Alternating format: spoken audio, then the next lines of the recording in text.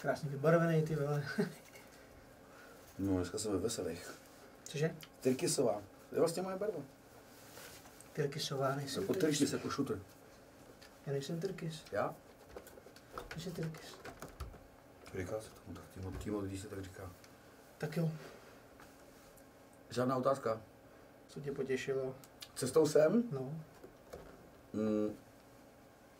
Když jsem chtěl jít prostě s kratkou, tak jsem musel jít tím dalším směrem kvůli vodě. To je zkratka. Příště pojedu po šlunu, jestli to bude trvat ještě týden. Auto dobrý. Auto dobrý, už je spravený. Jo, pohodě. Ale, Bedo, Mě štěstí dávě fuk. chtěl jsem se zeptat, co pak říkáš na pochodně? Na pohodně? Potěšující, vej. V rychlosti? I To je pomalu. podvod, jako všechno. Mě by spíš zajímalo, kdo se pak na tom napakuje. Jako. No ten, kdo bude počítat ty prachy na ty státní dluhopisy a Já myslím, bylo, jak tady říkají, jako kolik na to uvolnění korun, jak se budou mít akorát těch pár firem, že jo, jako, který tam jsou spřízněný. a to je, říkám, že celou dobu má to jeden smysl a jeden účel. A kolem toho se všechno točí. To je šum a fuk, jestli projedeme arbitráž, nebo jestli přijdou pohodně, nebo prostě oni potřebují projebat co nejvíc peněz. Zadlužit nás co nejrychlejší i blbým způsobem. Nejdražší silnice, nejdražší tohleto. Člověkovi z toho jde hlava kolem, jak může být někdo takhle blbý a kupovat takové věci, softwary, karty, ale prostě se projebávají obrovský peníze, beztrestně ještě k tomu všemu. Protože to mají ty politici za úkol.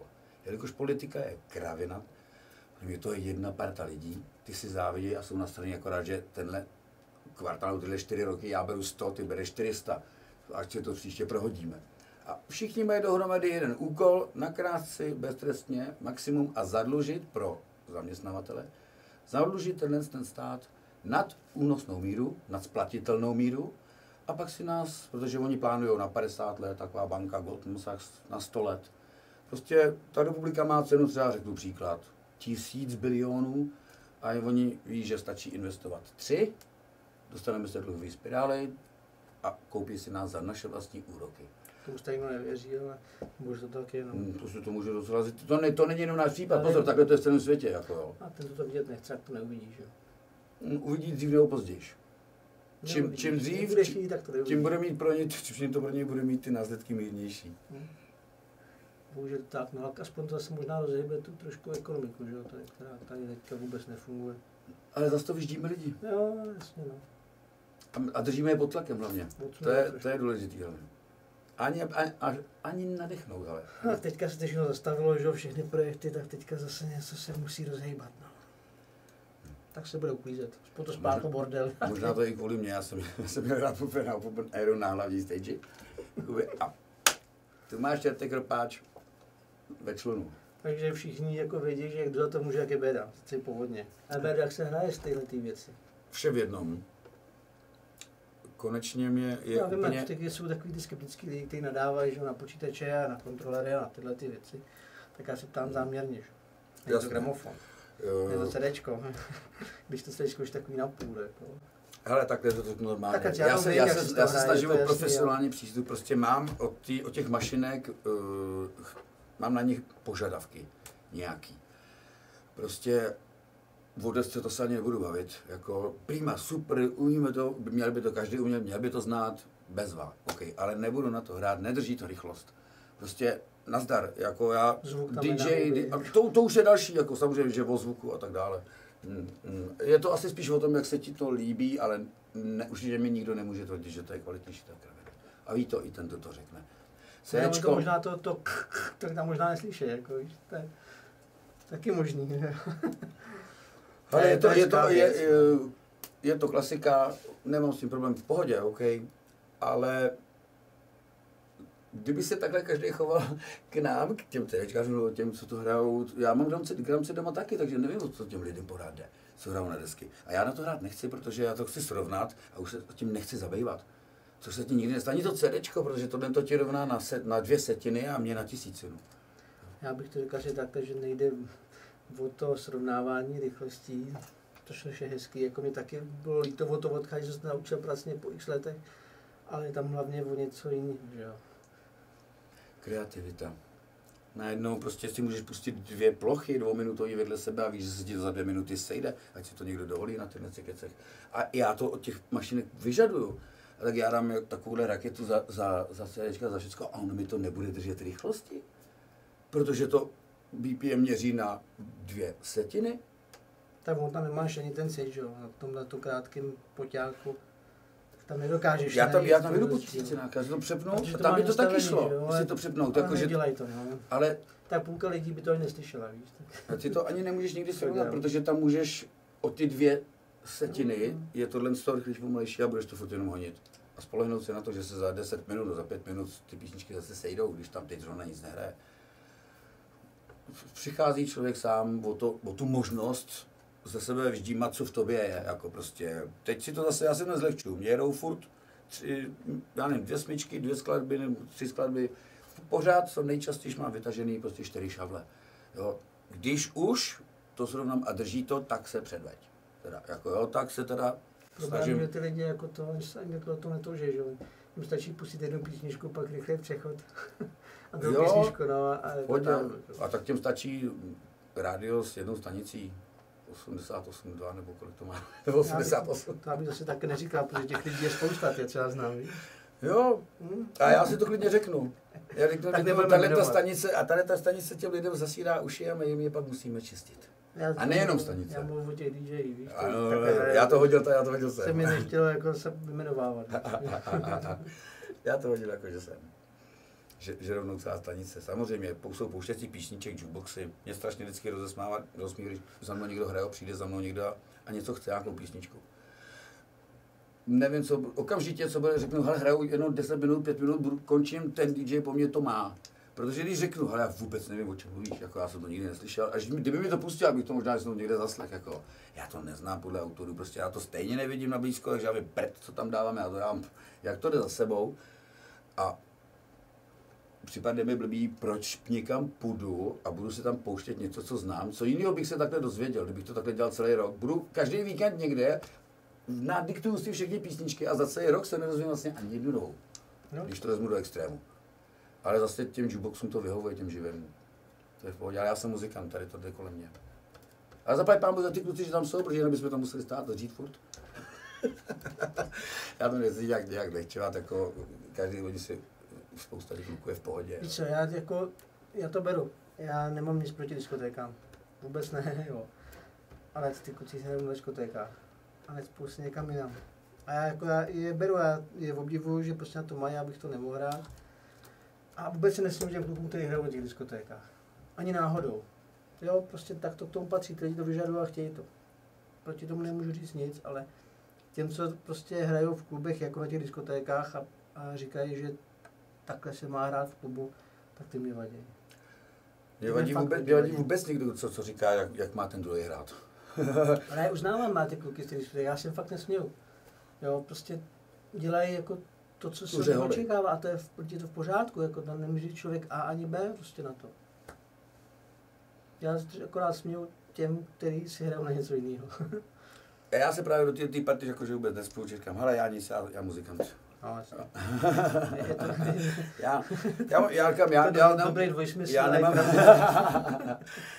já nemám to, já nemám ostrý lokty, tady v tomhle tom, já umím hrát a oni zase umějí boxovat a ruce nahoře a takhle.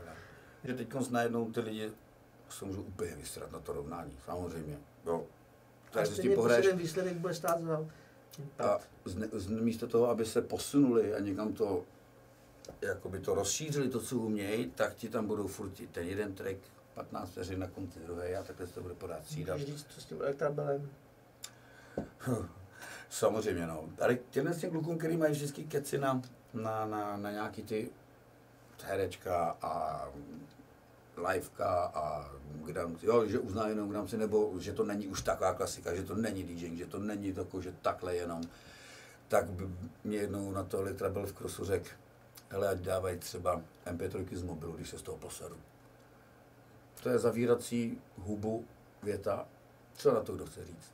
prosím, já teď půjdu s kýmkoliv diskutovat tady na tohleto téma. Jako. O čem to je? Aby se nám to líbilo, aby se to z toho poslal. A jestli hraje 100 nebo 100, není to dobré, jedno? Jo, to mělo podobný. Já jsem vždycky, jak jsem hrál s Gramcu, tak jsem nadával na CDčka a Roman Reminikrát říká taky, že jsem stará konzerva. Tak jsem sklapnul a myslel jsem se a říkal si, no, ty, on má pravdu. Já jsem nastoupil pozdě, jako, že Gramce končili a že ty jsem neměl takových těch desek, jako, tak jsem si koupil Finance Crash Notebook, hrál jsem z desek, ale tahal jsem to tam takhle z toho, protože říkám, teď kde mám koupit 1000 desek, jo, kde to ani už to neseženu a to je fér? Protože je nemůžu sehnat, tak tím pádem nemůžu hrát, nebo co? A my právě o to, že ty lidi, kteří furt preferují jenom Gramce a háně všechno ostatní, tak tam je takový ten, já to cítil taky, že jo? Protože jsem se to prasně naučila a tím jsem se odlišoval od těch ostatních lidí.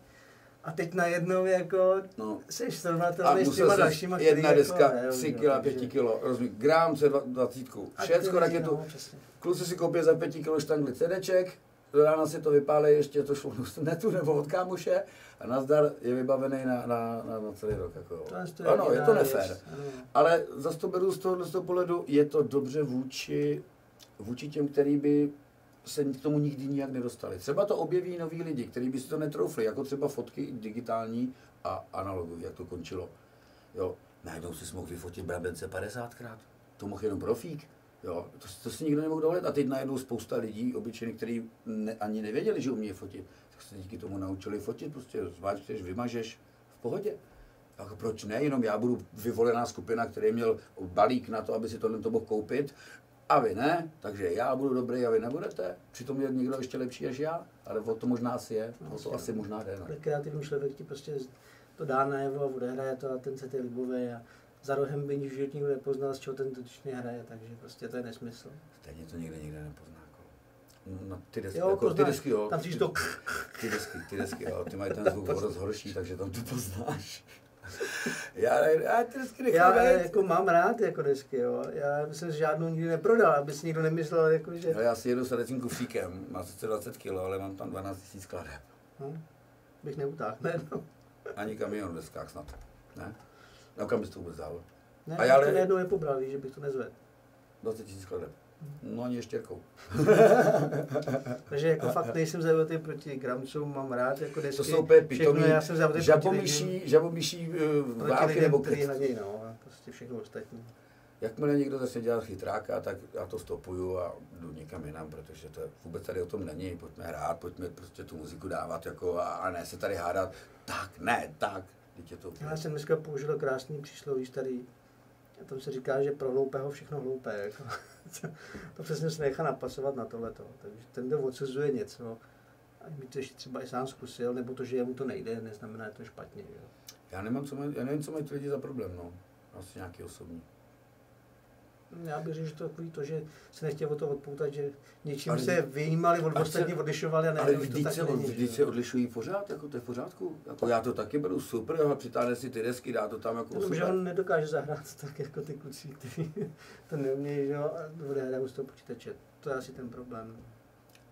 Ale nikdo mu nebrání, aby to nedělal taky, že jo, jenom tam je ta lenost to vyzkoušet a dát si novou cestou, takže... Ale lidi hrajte všichni výborně, snažte se ale nepomluvujte. No, asi to budu. No, jako, to poděkování se k tobě dostane. Každý jako, hraje jak umí, no. A tím to je. Nechápu. To je asi, myslíš, že to je všude, nebo to je jenom tady? Nevím, ty jsi byl v Brazílii. No jasně, ale oni mi to říkali, jako, jenomže já jim nerozuměl ani slovo v té portugalštině. Tam takže španělština. To jsem si myslel taky. To bych aspoň řekl gracias nebo něco, ale tam je všechno jinak. Ale zase, ty lidi jsou tak super a v pohodě, že oni se s tebou chtějí domluvit. Takže je to úplně jedno, jakou řečí mluvíte. Úplně. Takhle, abychom to se uvedli na pravou míru. Beda byl 4 roku v Brazílii. Kdyby to byl takový ten pouštěč, tak už se promluvuje tak, že byl na 4letním turné po Jižní Americe, protože to normální člověk tak řekne, že tam byl odpočinout. Utíct před zimou. Tak, takže 4 roku jsem byl v Brazílii. Načerpat energii, abych pak mohl se přijet zpátky. A rozčilovat se. Ne, právě že ani, ne, ale abych viděl ten obrovský rozdíl a uvědomil si, jak ty lidi tady žijou blbě, jak sami sebe likvidujou, prostě nemají sluníčko půl roku. Myslím si, že to je OK. Prostě vidím ty obrovské změny předtím, když jsem přijal, tady byly samý zombie. Všechno tmavý oblečení, koukalo to jenom před sebe, nebo do výlohy, na slavu. Nad hlavami lítají práškovací letadla. Má fuk. Když si asi myslí, že to padá jenom na mě, nebo jenom na tebe. Ale nevím, no, asi mi nepřipouštěla, tak to je, s tím nic neděláš. Ale je to smutný, jo, protože, hele, já bych se na to úplně sral. Já bych si mohl říct, být sobecký, prostě vypomůcť si říkám, vlezte mi na záda, já tomu dávám tolik času a ještě na mě ukazujete ty, nebo mohl bych se na ně vyprdnout. Ale kdo se na to má koukat, já mám lidi rád, jako a to se mám dívat, jak ti sousedi prostě jdou dolů, jak je nešťastný, jak tady dlouhý a tohleto, tamhle to. Tak, říkám, ne, já chci mít kolem sebe veselý, lidi, já jsem načerpat energii, vrátil jsem se plný energie a teď to tady rozdávám, berte, až bude málo, já pojedu znova. I když jste mi vzali náhodou moc. To je takový dvojsmyslný, nevím, jak se to vyloží, ale... Já dvojsmyslně nemluvím. Jo, ale zní to tak prostě, tak proto to říkám. A možná, že mluvím, teď nevím, jestli to byl takový divný dvojmysl, až to skoro vypadalo jako lež. No, někdy mluvím dvojmyslně, ale není to úmyslný. To se dá takhle říct? Nechá. V každém případě prostě toho nekecám dost. Zase si z toho někdo něco vybere. No tak povídej o Brazílii. Zpátky se ti nechtělo, to jsem pochopil. Zpátky když bych to měl takhle říct, tak já bych snad nepřijel ještě teď furt, ne. Jako kdybych čekal, až tady začne léto, no tak bychom viděli jezero. To by mě docela mrzelo, protože bych měl další problém s tím, kdo se má přijet jako s úterkem. Dále tam odsaď. No, to bylo fakt jako trošku problém, ten čtvrtrok. Měl jsem hloupý předsudky s Jižní Amerikou. Jako já jsem vůbec měl do určitého věku celkem hodně předsudků blbých, než jsem zjistil, že všechno jinak. Ale to je právě proto, že to člověk zná, jenom nezná to ani z vyprávění od lidí, cestovatelů. Zná to z novin, z rozhlasu, z televize a tak dále. Tady něco. To je jenom samá kriminalita, gangy, bla, bla, bla, bla, bla. Nic. Prostě ne, blbost. Lidi výborný, usměvavý, příjemný.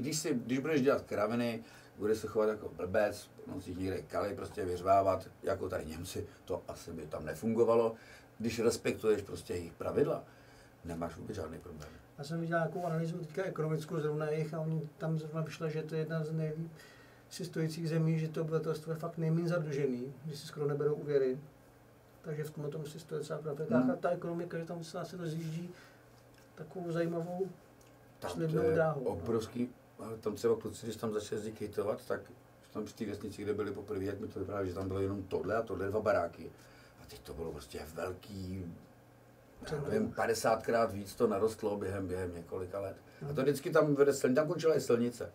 Končí silnice, tam se kolem toho něco postaví. Už je to plný, tak se protáhne zase o 5 kiláků dál a tam se začne znovu. A oni mají pobřeží, já nevím, to je pláž, tam má 50 metrů šířku a 300 kiláků nahoru, 300 kiláků dolů. Tam ani silnice nestaví, protože se ti vyplatí jezdit po pláži, jako, tam se jezdí po pláži. Nevidí živáčka, jako vůbec. To není jak na Ibice.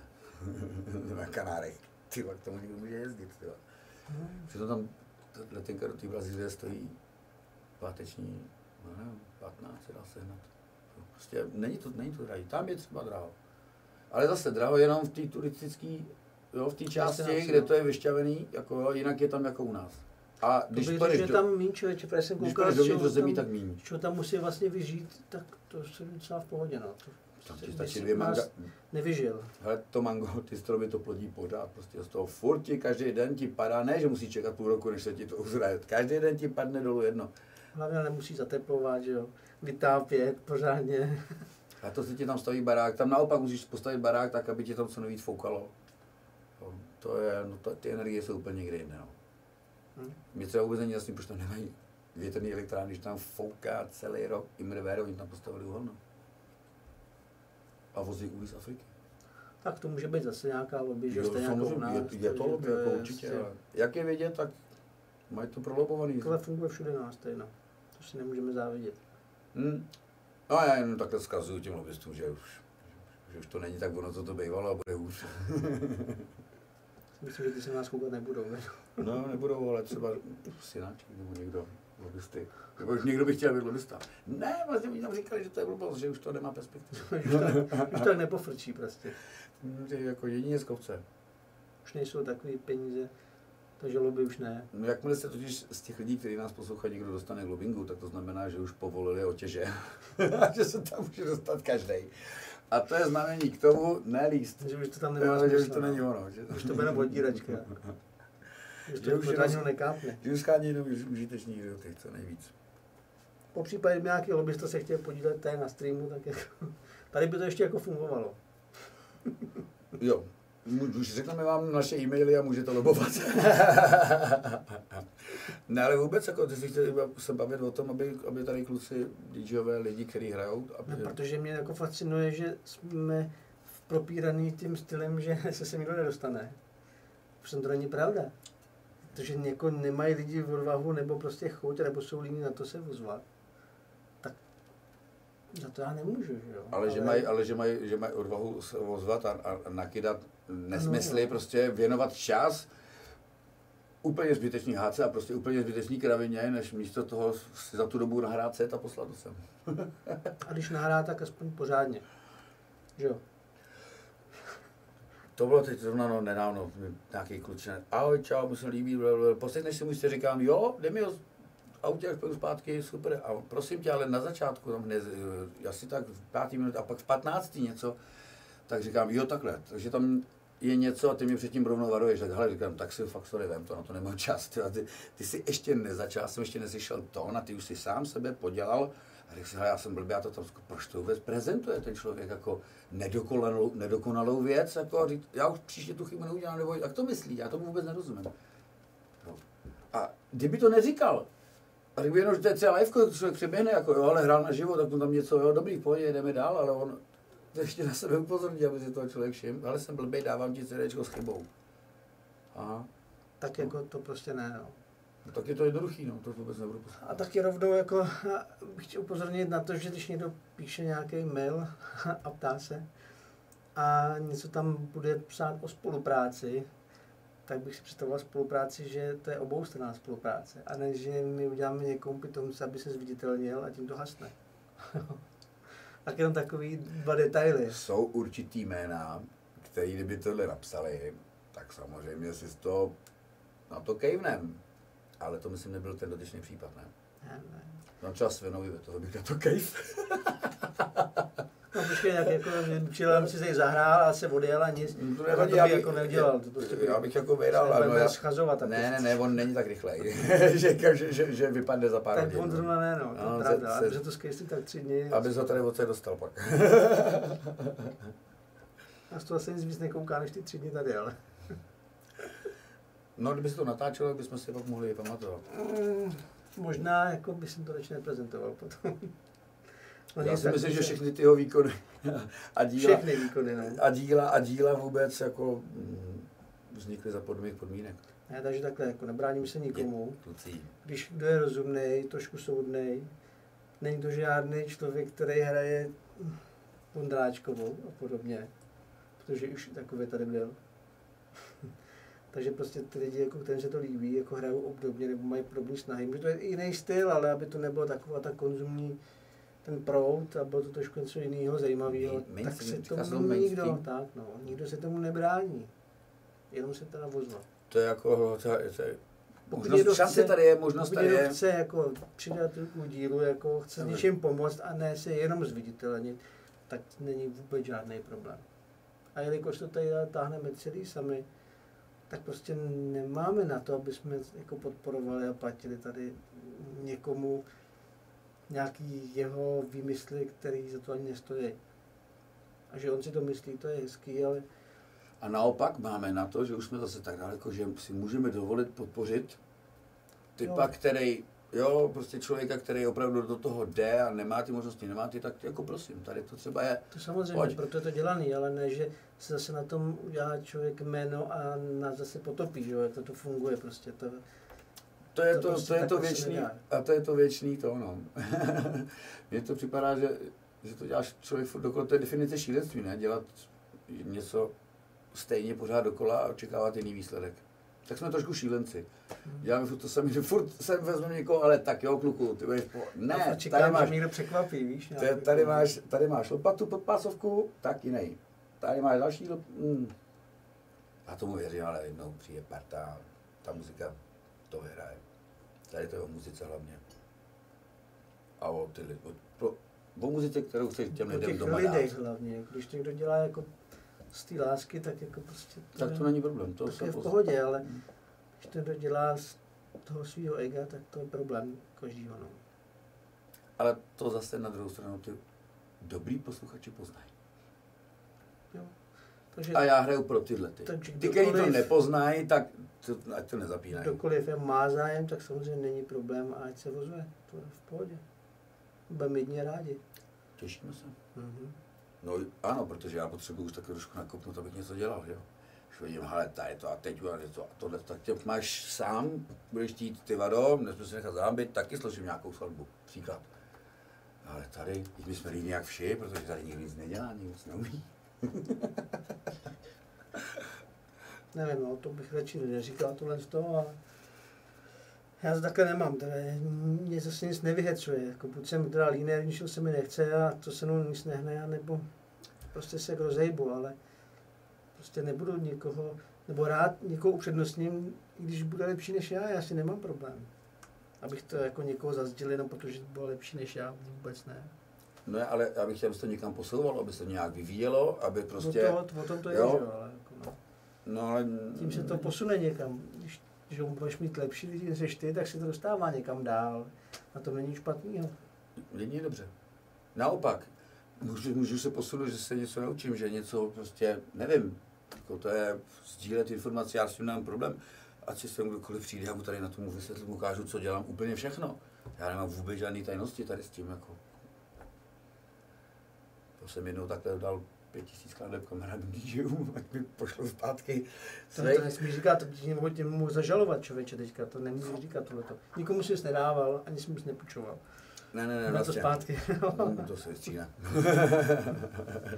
Nebudeme riskovat, že tady za 2 přijde jen dat. Takže ještě takový ty rejpavý lidi, co pak mají tu plnou pusu keců, že člověk se sem nacpe akorát sám a nejde nikdo jiný, tak jako já budu jedině rád, mně stačí jedno hraní do měsíce. Vaše blbost. Ale když prostě tady není nikdo, by to bude hrát, tak to musím bude hrát já, pánové a dámy.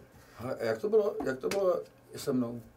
No stejně, to úplně, to bylo jenom na mě, jestli já si to řeknu, jestli budu jezdit pradny, jestli se prostě, to jsem si celý ošefoval sám, vůbec neznali jsme se v tu dobu. Problém je, že ty jsi přišel a řekl si, že bys to chtěl a nemám problém, si každý týden jezdil steplit, že jo, na svý vlastní náklady.